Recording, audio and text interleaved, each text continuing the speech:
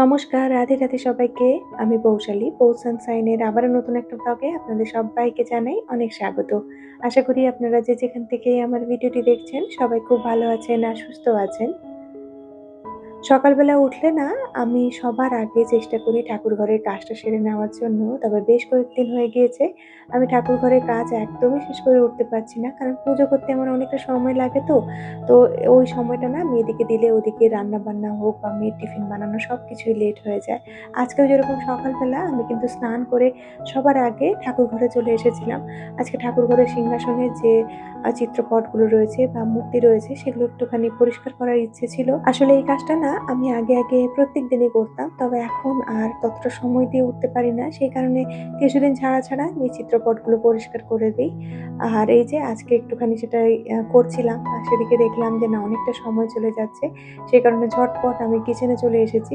আমি কিন্তু ঠাকুরঘরে যাওয়ার আগে সবসময় চেষ্টা করি দুটো গ্যাসে কিছু বসিয়ে দিয়ে যাওয়ার জন্য। এমন কিছু জিনিস যেটা বসালে মোটামুটি আমি পুজো করার সময়টুকুতেই রান্না হয়ে যাবে। এই ধরুন ভাত বা ডাল জাতীয় জিনিস আরকি। আর এই যে এদিকে আমি আজকে একটু উচ্ছে ডাল বানালাম। তার সাথে আলু পটলের তরকারি বানিয়ে নিচ্ছি।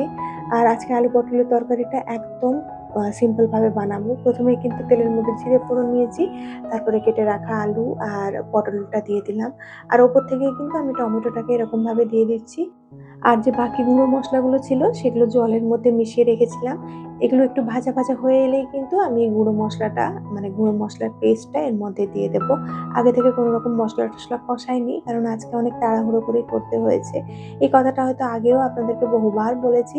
এটা আমার এখন ডেইলি রুটিন হয়ে গিয়েছে। প্রত্যেকদিন সকালবেলা নাকে নিঃশ্বাসে সমস্ত কাজ করতে হয়।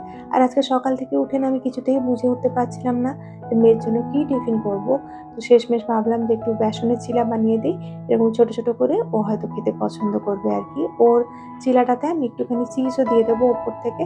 আমার মেয়ে খাক না খাক আমি কিন্তু সবসময় চেষ্টা করি ওকে কিছু না কিছু টিফিনে বানিয়ে দেওয়ার জন্য।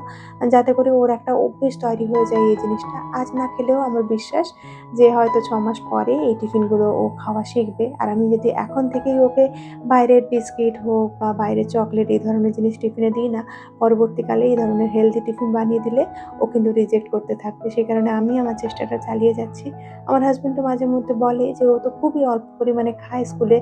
তুমি এত কষ্ট করে সকালবেলা টিফিন যে বানাও ওর জন্য, ও তো খায় না একদম।"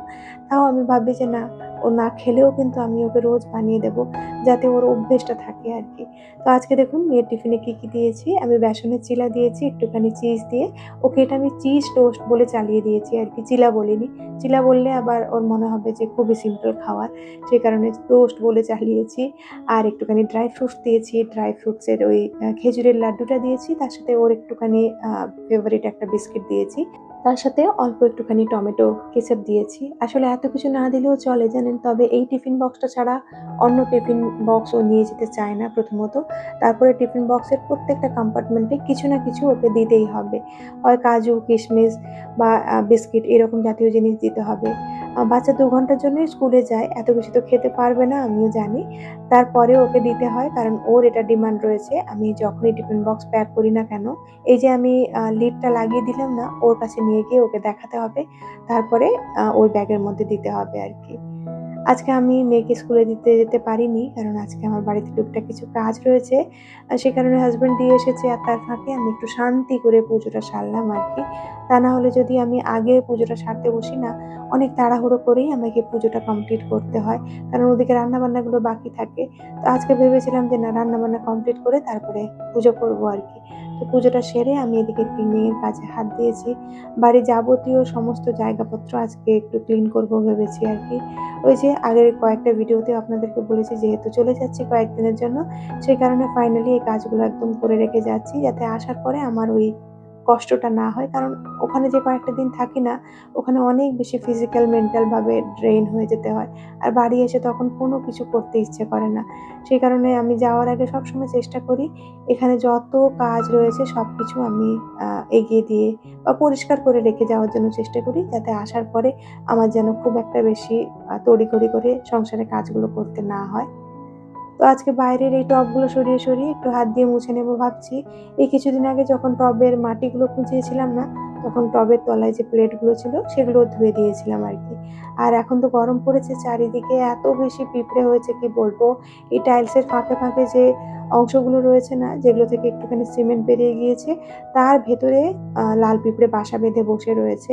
মানে যখনই বাইরে কিছু খাবার-দাবার রাখছেন, ওদের জ্বালাতে মোটামুটি রাখাই যাচ্ছে না। ঢাকা দিয়ে রাখলেও না কোনো দিক দিয়ে পিঁপড়ে ঢুকে খাবারগুলো খেতে বসে যাচ্ছে আরকি।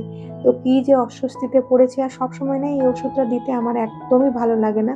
কারণ ওষুধটা দিলেই না ৫-৭ মিনিটের মধ্যে পুরো পিঁপড়ের বাসা নষ্ট হয়ে যায় আরকি। মানে পিঁপড়েগুলো শেষ হয়ে যায়।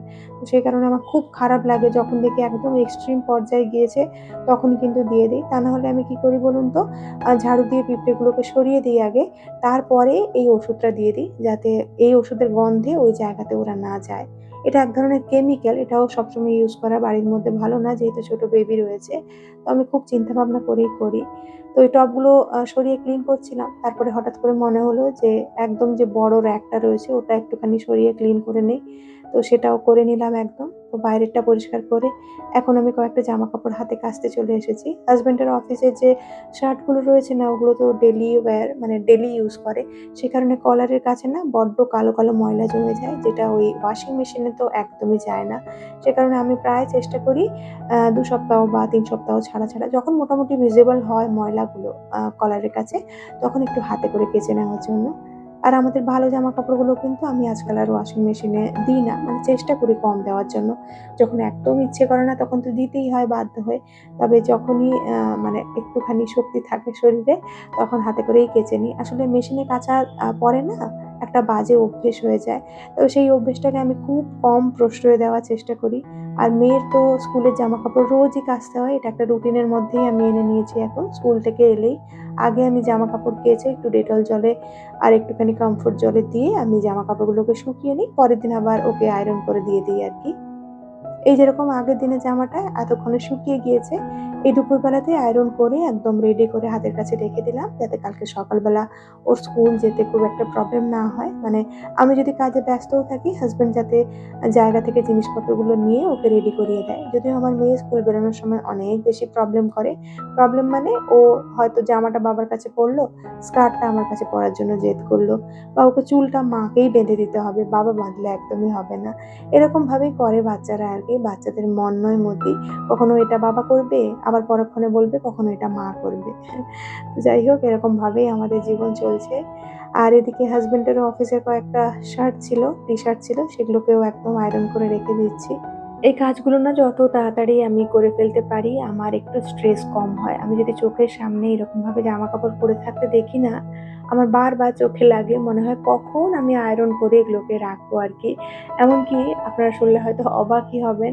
এই ভয়ে না আমি নিজে আমার ভালো জামাকাপড়গুলো খুব একটা বেশি বের করি না। কারণ আমার আয়রন করতে একদম ভালো লাগে না। বাইরে করতে দিলেও হয়, তবে ওই ১ টা ২ টো জামা বাইরে করতে দেওয়া আবার আনা অনেক ঝামেলা লাগে আমার কাছে। আমি মাঝে মধ্যে এরকমও হয়েছে, জামাকাপড় হয়তো আয়রন করতে দিয়েছি, আর ২ মাস আমি ওটাকে আনিইনি। মানে আনতে ভুলেই গিয়েছি আরকি। এই ভোলা অভ্যেসটার জন্য না আমি জামাকাপড় আজকাল বাইরে আয়রন করতে খুবই কম দেই। কষ্ট হলেও চেষ্টা করি নিজে আয়রন করে নেওয়ার জন্য। আর এই তো কমফোর্ট জলে ডুবিয়ে রেখেছিলাম। এখন এদিকে রোদ্দুর আছে দেখে ভাবলাম একদম শুকোতেই দিয়ে দেই এখন। এদিকে যে বিকেলবেলা রোদ্দুরটা পায় না, সেই রোদ্দুরে মোটামুটি জামাকাপড় সন্ধে বা রাত্রের মধ্যেই শুকিয়ে যায় আরকি। তাতে করে আমার সকালবেলা আয়রন করাটা অনেক সুবিধে হয়। আর বাইরে একটু জল পড়েছিল বলে সেটাকেও মুছে নিচ্ছি। আর তার সাথে কিন্তু ভিডিওটা এখানেই শেষ করছি। খুব শিগগিরই দেখা হচ্ছে নেক্সট আরেকটি ব্লগে। ততক্ষণের জন্য সবাই খুব ভালো থাকবেন, সবাইকে খুব ভালো রাখবেন আর নিজের যত্ন রাখবেন। আজকের ভিডিওটা কেমন লাগলো জানাতে ভুলবেন না। টাটা।